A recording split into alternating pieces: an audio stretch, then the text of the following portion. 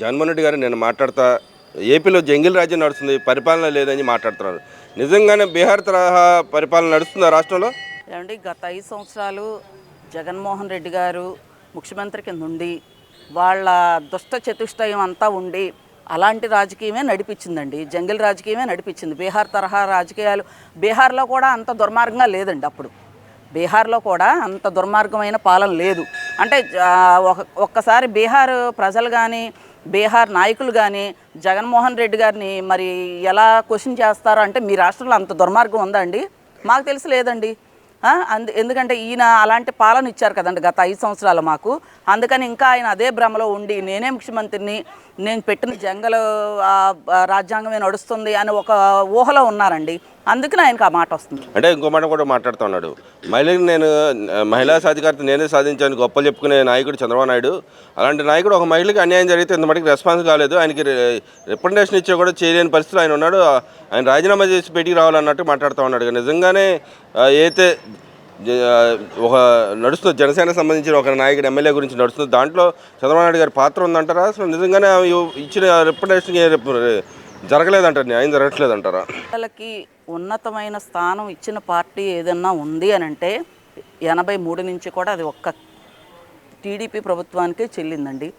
అది ఎప్పుడైతే శ్రీ నందమూరి తారక రామారావు గారు పార్టీ పెట్టి మహిళలు గౌరవించడం స్టార్ట్ చేశారో అదే పందాలో చంద్రబాబు నాయుడు గారు మహిళలు గౌరవించిన దగ్గర నుంచి ప్రతిదీ కూడా చేసుకొచ్చే పార్టీ ఏదైనా ఉంది అని అంటే ఏకైక పార్టీ దేశం మొత్తం మీద టీడీపీ పార్టీ అనండి. అయితే జగన్మోహన్ రెడ్డి గారు చెప్పినట్టుగా ఏదైనా ఒక సంఘటన జరిగినప్పుడు మీకు అనుకూలంగా వస్తే వెంటనే అయిపోయినట్టు, లేదంటే గనక విచారణ చేసి ఏదైనా సరే విచారణలో ఉండగా అది జరుగుతున్న తీరు చూసి మీరు నిర్ణయాలు తీసేసుకుని మరి మీ రాజీనామా చేయాలనేంత ఇది తీసుకున్నప్పుడు మరి మీ ప్రభుత్వంలో గత ప్రభుత్వంలో ఎన్నో జరిగినాయండి.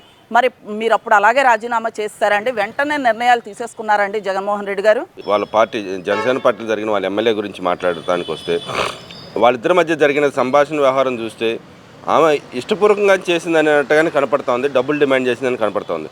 ఇక్కడ కూడా కావాలనే అమ్మాయిని ఇరికిస్తున్నారు తప్పితే వాళ్ళ నాయకుడు చేస్తున్న తప్ప కాదా అని అడుగుతున్నారు. దానికి నిజంగానే ఇద్దరి మధ్య జరిగిన సంభాషణ ఎలా చూడొచ్చు అంటారు? ఇద్దరి మధ్య జరిగింది తప్ప రైట్ అంటారా? రైట్ అని కాదండి, తప్పని కాదండి. ఇప్పుడు 2 చేతులు కలిస్తేనే చప్పట్లు ఎలా అయితే అంటామో అలాగే అక్కడ ఇప్పుడు మనకి ప్రత్యక్షంగా ఆ వీడియోలో కానీ వాటిల్లో కానీ కనబడుతున్న దాని ప్రకారం అయితే కనుక అది ఇష్టపూర్వకంగానే జరిగిందనే కనబడుతుందండి. అప్పుడైతే మనం ఏమనాలండి, రైట్ అనే అని చెప్పాలండి. ఎందుకంటే అక్కడ కనిపిస్తుంది అలాంటి సన్నివేశం. మరి మీరు అన్యాయం జరిగింది అన్నప్పుడు అన్యాయమైన వీడియోలు ఎక్కడ ఉన్నాయో మీరు బయట పెట్టచ్చు కదండి. నోటు మాట కంటే కూడా ఆధారాలు ఉంటే సరిపోతుంది కదండి. అంటే ఇక్కడ గతంలో మనం చూసాం, వైసీపీ ఎంపీ గారు మాధవ్ గారు వ్యవహారం చూసాం. దీనికి దానికి ఇద్దరి మధ్య దాన్ని చూస్తే ఎలా చూడొచ్చు అంటారు? గతంలో వాళ్ళు చేసిన దానికి కనీసం ఎంక్వైరీ చేసిన పాపాను బాగలేదు. ఇక వీళ్ళు ఏమన్నా ఎంక్వైరీ చేశారు, ఎంక్వైరీ చేసి దాని మీద విచారణ జరుపుతున్నారు. ప్లస్ పార్టీ నుంచి దూరంగా జరిపారు, పార్టీ వ్యవహారంలో కలగజేసుకోవద్దని చెప్పారు. ఎలా చూడొచ్చు అంటారు? అంటే వీళ్ళు చేసినప్పుడు ఏమన్నా ఏమీ లేదు కానీ ఈ గవర్నమెంట్ చేస్తే తప్పు అన్నట్టు మాట్లాడుతాను, ఎలా చూడొచ్చు అంటారు? ఇక్కడ ఇది విజన్ రాజకీయం అంటే చంద్రబాబు నాయుడు గారు చేసేదండి. ఏదైనా సరే సార్ వీళ్ళకి అసలు మాటలు ఎలా వస్తున్నాయి సార్? కిరణ్ అబ్బవరం, ఆయన ఇంటి పేరు నాకు పెద్దగా ఐడియా లేదండి, కిరణ్ గారు, ఆయన ఒక్క మాట మహిళను మాట్లాడినందుకు ఆయన జైల్లో పెట్టిన ఘనత శ్రీ నారా చంద్రబాబు నాయుడు గారిదండి, లోకేష్ గారిదండి, పవన్ కళ్యాణ్ గారిదండి. అలాంటిది విచారణ జరుగుతుండగా మీరు ఇన్ని తప్పుడు ప్రచారాలు ఎలా చేస్తున్నారండి? మరి ఆ రోజు జరిగినప్పుడు మీ ఆధ్వర్యంలో మీ గవర్నమెంట్ ఉండగా జరిగినప్పుడు మరి మీరు కనీసం విచారణ కూడా చేయకుండా ఇది చేశారు కదండి. మరి దాన్ని ఏమంటారండి? అంటే ఇంకో మాటకు వస్తే తిరుపతి లడ్డు వ్యవహారం అయితే ఉందో అసలు కల్తీ జరగలేదు ఇప్పటికీ పదే చెబుతాడు జగన్మోహన్ రెడ్డి గారు. నిజంగానే అసలు తిరుపతి లడ్డు వ్యవహారంలో కల్తీ జరిగిందా లేదంటారు? ఏమంటే సిట్టు నిర్ణయించింది, ప్రజలందరూ నమ్మారు, దేశ విదేశాల్లో ఉన్న భక్తుల మనోభావాలు దెబ్బతిన్నాయి, మేము ఎంతో బాధపడ్డామండి. అంటే కల్తీ లేకుండా సిట్టు ఎలా నిర్ణయిస్తుందండి? విచారణ చేయకుండా. విచారణ జరిగిందండి, ఖచ్చితంగా కల్తీ జరిగింది. అది ఎవరు చేశారు ఏంటనేది ఈ రోజున తేటతెల్లం అయ్యింది కదండి. ఇక్కడ మరి ఇంకో మాట కూడా మాట్లాడుతుంది, గతంలో అయితే చంద్రబాబు నాయుడు కానీ పవన్ కళ్యాణ్ కానీ పెద్ద రాద్ధాంతం చేశారు. దీంట్లో రాద్ధాంతం చేయాల్సిన అవసరం ఏముంది, ఏం జరగలేదు కానీ ఆవు కొవ్వు లాంటిది ఏం కలపలేదని చెప్పి రిపోర్ట్ వచ్చింది కానీ చెప్పి మాట్లాడుతున్నాను. నిజంగానే ఆవు కొవ్వు లేదని మీరు భావిస్తున్నారా?